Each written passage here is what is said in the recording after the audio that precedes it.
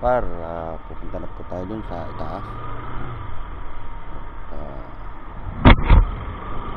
Tayo tatambay ng konting oras. Po sa mga nagbibiyahe pala pupunta dito, alala lang po, kakasada natin ng medyo may mga malalalim na lubak. Mula Pagbilao po papunta rito ay ingat-ingat lamang po. Napakadelikado po sa maliliit nating mga magmumotor. Pasok natin dito sa paano ng Sigsag Road, medyo ganda po nangilan na malalalim na lubak. At pero nandito naman tayo sa ulit. Ito nyo naman, napaganda ng dinadaanan natin. Sa karsada ay bukod sa lubak ay medyo madalas po gawa ng yung mga dadaan tayo mga buhangin, mga ilan-ilan, at taas medyo yung mga basang tubig.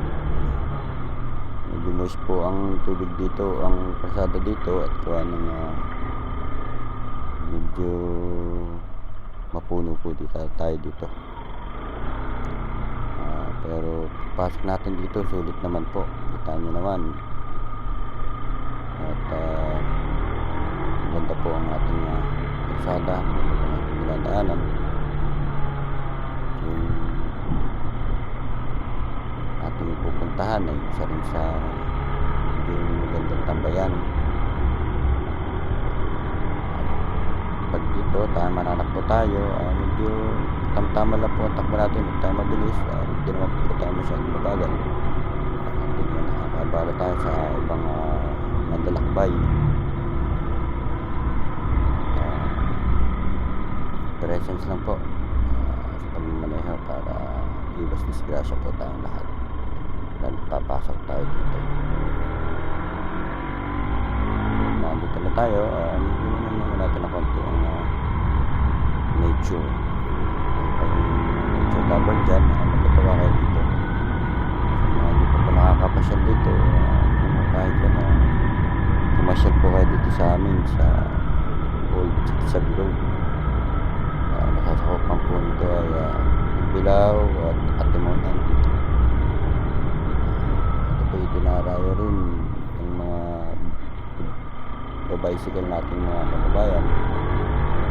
Mapapansin nyo, yun yung medyo dinadayo nila, yung mataas na yan, dinadayo natin ngayon. Matarik po yan. Ito ang mga bikers dyan, medyo nagkabayo na, lakad na. Pero maganda po dito, lalo na't nakakit kayo sa ibabaw, hindi kayo magsisisi. Nakakapunta rin yan, tara po kayo. Nakating na sa ibabaw, makikita nyo yung baba na kalsada talaga ng mga makikita nyo yung napakatarik para ng inyong dinaanan. Tambay muna po tayo dito na konti.